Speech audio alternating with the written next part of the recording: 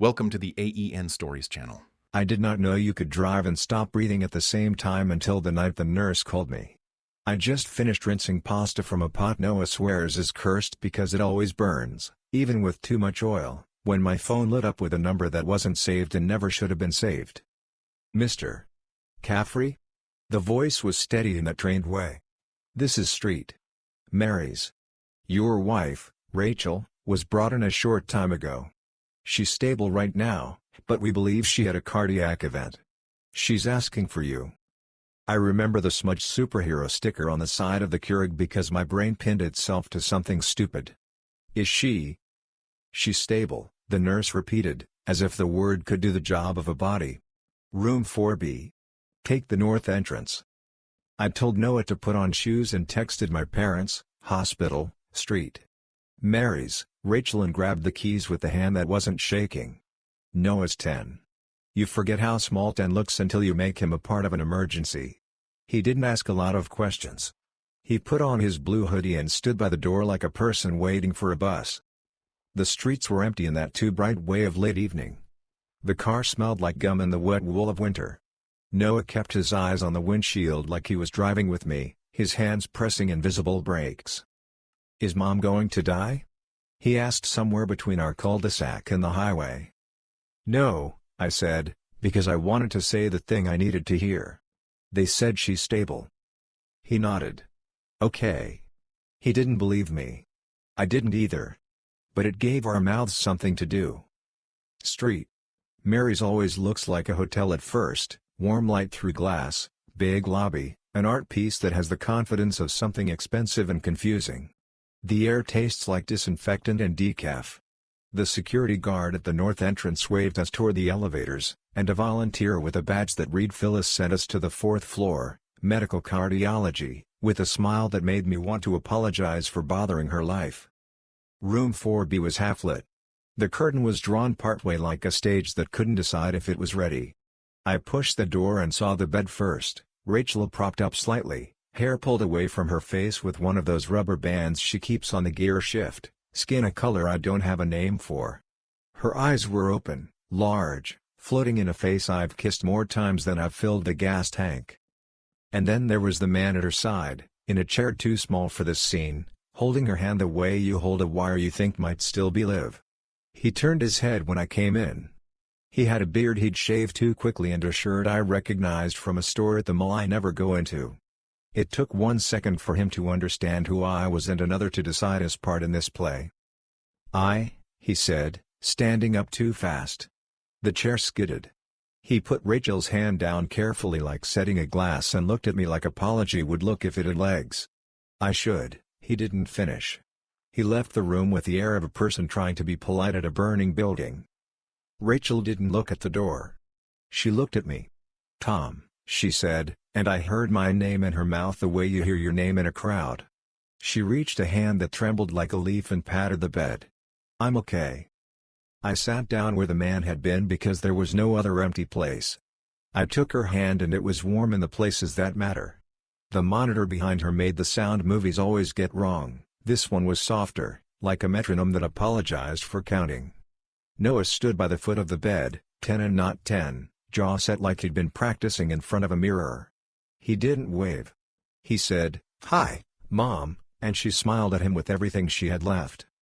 A nurse slid in behind us, checking lines in the 4th bag, performing a ritual of competence that made me want to give her my car and my house. Mr. Caffrey, she said, I'm Mia. She's stable. The doctor will be in to talk about troponin and the EKG. Right now the priority is rest, but she asked for you to come back. Mia wrote something on a chart and then looked at me in that way nurses do when they know the obvious and won't say it. She left without making the door click. For a minute we just breathed in the humming room. I watched Rachel's chest rise and fall as if I could control the wave with my eyes. I wanted to ask 600 questions. I wanted to say nothing at all. Noah said what children say when the world tips. Can I sit in the chair? He asked. Of course, Rachel said, voice too strong for everything around it. Tell me about the pasta. It got burned, he said. Dad blames the pot. It's cursed, I said, Because truth has to wear familiar shoes. She laughed, then winced, a hand instinctively going to her chest. The laugh vanished like a shot. I looked at the door. Who was that? She didn't pretend not to understand. She closed her eyes in that way people do when they're accepting anesthesia or responsibility. His name is Mark, she said. He shouldn't have been here. He found out and, he shouldn't have been here. Found out what? The words scrolled in my head like stock tickers and I wouldn't let it finish. My parents were still on their way. I could hear my father's voice crossing the parking lot, louder than it needed to be because that's what fathers do when they don't want to show how scared they are. My mother would have a Tupperware of something stupid like cookies because grief has to share space with sugar. The door opened and they were exactly who they always are. My dad, Brendan, with his denim jacket he will not replace, my mom, Eileen, with a purse that could hold a small animal. Dad hugged Noah and then me, thumping my back in that universal code of men trying not to cry in fluorescent light. Mom went straight to Rachel, leaned down and kissed the top of her head like she was 23 again. The girl who used to come to our house after work with shoes in her hand. What did they say? Mom asked. What happened? How are you? Rachel looked at me. She is 34 and often looks older than that when she's unhappy and younger when she's reading. Right now she looked older, younger, and 90, like she'd lived 3 lives in the space between that man leaving and my parents walking in. It was a heart attack, she said. A small one, they think. The enzyme thing is up. They're keeping me for observation. Jesus, Dad said, and sat down hard. Noah climbed into my mother's lap like a memory deciding to be brave, all 10 years of limbs and fresh soap curling toward a shoulder with decades of practice. Rachel took a breath that took me with it. And, she said. The word hung in the air, small and heavy. And when you came in, Tom, you saw someone. I'm not going to pretend you didn't. I'm not going to pretend he was a cousin or something out of a bad TV show. My mother's hand tightened on Noah's knee. My father looked at the ceiling and then at the floor and then at the clock as if time might offer advice. Rachel kept her eyes on me. I'm sorry, she said. I'm so sorry. It's been months. I told myself a story. I didn't think I was going to, she glanced at the fourth pole. I didn't think about this. I didn't think I'd be here, saying this with your parents and our son in the room. But here we are. Here we are, I repeated, because sometimes your mouth buys you time you can't afford. I waited for something in me to erupt. Rage, an old friend I thought I'd never met. Relief, because secrets finally pick a side. Hysteria, even, because comedy and tragedy share a driveway. What came instead was a kind of terrible stillness. The room narrowed and widened at the same time. The machine murmured. The hallway coughed up the squeak of a gurney wheel. Dad was the one who broke the air. Do you want us to go? He asked Rachel, and it was the kindest question I've ever heard him ask. It meant, do you want privacy to say the worst thing you've ever had to say? It meant, we will hold the door for you as you walk into the fire. Rachel shook her head. No, she said. You've been part of our life since before the wedding flowers died. Stay. Noah climbed down from Mom's lap and stood like a soldier. He looked at Rachel without blinking. Are you going to die? He asked, because 10-year-olds keep the main thing the main thing. No, she said, and at least that part was true. No, honey. The doctors say it was small. They're helping me. He nodded once and then said, who was that man? He said it with the precise politeness of a kid who had learned to ask for things in public. Rachel swallowed. A friend from work, she said, and Noah looked at me like he had learned to read a new language. He shifted his eyes to my father, then my mother, then back to me. He wasn't asking for permission. He was calculating the weight of the truth. I wanted to save him. I also wanted to never lie to him again. We'll talk about it, I said. Not here. Not now. The cardiologist arrived like a reprieve dressed in a white coat. Drive. Patel, calm eyes, efficient hands, the presence of someone who spends her days arguing with death and wins most of the time. She explained arteries and enzymes and plaques that sometimes act like toddlers. She spoke to Rachel but included us in the conversation with glances and phrases that made room for our understanding. She said words like NSTEMI and lifestyle and family history on a voice that could have convinced stubborn weather to be reasonable. "We'll keep you overnight," she said. "Possibly 2 nights. There will be a stress test after, adjustments to medications, and we'll talk about cardiac rehab. For now, rest is the treatment." "Thank you," my mother said. She says thank you like a prayer. After drive. Patel left, there was a window of quiet. My parents went to get coffee they didn't want. Noah asked if there was a vending machine and came back with pretzels because salt is sometimes solidarity. I sat with Rachel and counted the number of lines crossing her hand, the flush under her skin, the way her nails were too perfect for a hospital. The last time I was in a hospital with Rachel, Noah was screaming at the world for the first time. Time is such a show-off. "I'm sorry," she said again, and I believed her again, and it did not help. "It started after New Year's," she said. "We were tired and mean and you know. It wasn't because of the you I married. It was because of the me I was letting myself be. I broke something and kept walking." "His name is Mark," I said, because saying it made it stop being a ghost.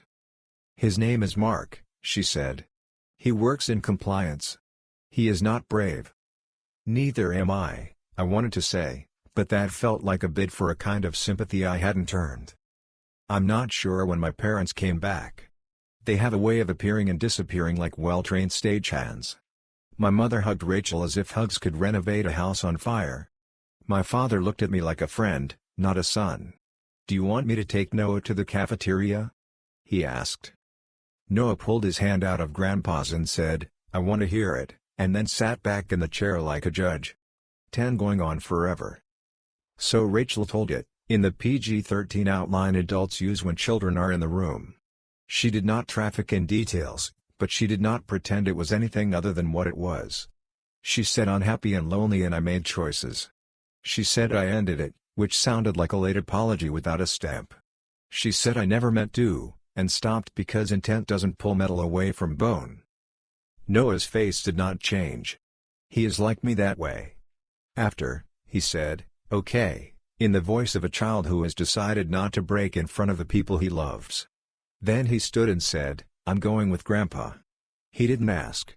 Dad nodded and took his hand because some rituals must be familiar when nothing else is. Mom stayed. She rubbed Rachel's arm, then mine, then sat like a sentinel. "You kids are going to need a schedule," she said, because my mother understands battle plans. "And a counselor." The nurse came with medications and questions and told us visiting hours were over for everyone but spouses, which felt like a marital test I hadn't studied for. Mom kissed Rachel's forehead. Dad and Noah came back with 2 cups of blue Jell-O that no one ate. We said goodnight the way people say goodnight at graduations and funerals, too quiet, too careful, too long. When it was just me and Rachel, the room felt bigger and smaller. Machines hummed. A television on mute showed people in formal wear walking down a red carpet for reasons that seemed obscene and perfect. Rachel closed her eyes and opened them, a muscle memory of sleep. "Do you want me to go?" I asked. "No," she said. "Please stay." She swallowed. "Please." So I stayed. I pulled the uncomfortable chair closer to the bed the way men do when they have nothing to offer but geography. I held her hand because I didn't know what else you hold in a room like that. I watched the numbers change, the proof of breath and pulse and something the machine called pressure but might as well have called hope. At 2 a.m. When the nurse checked the 4th and made a note without looking up, Rachel said, "You didn't yell." "I don't think I have yelling," I said. "Not tonight." She smiled, then frowned because even small smiles hurt. "I'm scared." "Me too." I looked at her and at the doorway where Mark had been and at the chair where my son had sat as if deciding something permanent. "We're going to do this one thing at a time." In the morning, I went home to shower and feed the dog, a spaniel mix named Wrigley because my father lost a bet in 2016 and this is what penance looks like. The house smelled like stale coffee and old wood. I stood in the kitchen and looked at the calendar we keep on the wall, the boxes filled with practices and appointments and a star on the weekend we planned to drive to see the leaves. I took the marker and drew a line through the week. It felt obscene and necessary, a small funeral for logistics. Noah came down in his pajamas, hair a map of soft mistakes. "Is Mom okay?" he asked. "She is," I said. "They're keeping her one more night." He nodded. "Are you mad?" "Yes," I said. He nodded again like I'd passed a test. "I'm mad and I'm sad and I'm glad she's alive. I'm all of it." "Me too," he said, and poured cereal like an adult. We went back to the hospital with fresh socks and a book Rachel had been reading, the one she kept upside down on her nightstand as if that could keep the story from leaking. My parents met us there, my mother with the day's best gossip disguised as prayer requests, my father with crossword puzzles he would not let anyone help with. We made a plan because plans are what we do when the world stops listening. 2 weeks of meals with parents, Noah's soccer covered by Grandpa's questionable knowledge of offsides, evenings at our house for Rachel 2 nights a week when she got out, Noah overnights for now, which we did not say out loud but everyone heard. We texted a counselor whose website had both a fun and uncomfortable honesty. We promised each other we would not speak about Mark in front of Noah and did not promise anything else. Rachel agreed to full transparency on devices and schedules, not because I demanded it, but because you can rebuild a bridge with a tarp. Noah looked at his mother and said, "Are you sorry?" An unadorned sentence with an anvil inside. "Yes," she said. "I am so sorry, buddy." He nodded and then said, "Okay," and then added, "We're still doing the science fair," which made Rachel laugh and cry at once, a sound like rain on a tin roof. I don't know who told Mark that I knew. Maybe he knew because the universe didn't leave him room not to. He texted me 2 days later, "I'm sorry. I shouldn't have been there." I wrote back, "Don't contact my family again." He didn't respond. I watched the 3 dots sit and die. It felt like something and nothing. Rachel came home on a Wednesday afternoon, thinner in the ways you get thinner when hospitals are in charge of time. We set up the couch like a throne, blanket, pillows, a tray with water and the good glass, the remote within reach, the dog deputized to watch the doorway. She sat down and breathed like an old house. Noah came in from school, dropped his backpack, and sat on the floor next to her like a disciple. We were quiet. Quieter than we've ever been. The house absorbed it. The refrigerator made a noise like a man clearing his throat before bad news. The neighbor's mower tried to be discreet and failed. That night, my parents brought over lasagna and refused to eat any. My mother kept giving me looks like I was a cake she needed to test with a toothpick. My father fixed a cabinet door that didn't need fixing. Noah did his math at the table and asked me to check the last 2 problems because 10 is old enough to know when to outsource. After they left, after Noah brushed his teeth with the ferocity of a person scrubbing the day off his body, after the dog curled into his bed like an apology, Rachel said, "I can move to the guest room if you want." "For now," I said. "Yeah." "Okay," she said. She didn't look surprised. She didn't look angry. She looked like a person who had put down a heavy thing and was waiting to see if she could stand up straight again. I slept badly. Every sound was a sentence. The house I know like a palm became a foreign country with the lights off. Sometime after 1, Noah came into my room and stood until I woke the way children do because their bodies remember the codes from toddlerhood. "Can I sleep here?" he asked. "Yeah," I said, and he climbed in next to me like a second chance. Days make paths when you let them. We went to school and work and back to the hospital for follow-ups. Rachel wore a heart monitor that looked like the least cool gadget ever invented. She went to cardiac rehab with people twice her age and came home with exercises that made our living room a gym for careful people. I sat across from a counselor and said, "I don't know what to do with anger that thinks it's protecting me," and she said, "Try letting it stand guard outside while you talk," and I laughed because it was either laugh or make a mess. Noah tried out for the school play and got cast as a tree, which turned into the most important role of our month. My mother cried at a rehearsal because the tree held still when the other kids forgot their lines. My father bought flowers and then forgot them in the car. We told a few friends because secrets rot from the inside. Some said the right thing in the wrong way. Some said the wrong thing in the right way. Most just said, "We love you," and dropped off soup, which is the currency of crisis. And here's the part I don't know how to dress up. Sometimes, I look at Rachel and I see the woman in the bed, pale and taped together, and something in me wants to build a city around her. Sometimes I look at the doorway of 4B and see a man I didn't know holding my wife's hand, and something in me wants to sandblast the world. Most times, I make Noah's lunch and answer emails and fold towels and watch the dog fail to catch a fly and remember that getting through Tuesday is a holy act. We still haven't said the word divorce in a lawyer's office. We say counselor and schedule and honesty like beads on a string. We say Noah first and then try to act like we meant it. We say I'm sorry and thank you and pass me the salt. We go to church some Sundays and sit in the back near the exit because hope is easier when you know how to leave. People think families break with noise. Sometimes they do. Ours cracked in a hospital room with a machine whispering us into the next minute. The truth didn't arrive on a hard drive or in a lipstick smudge.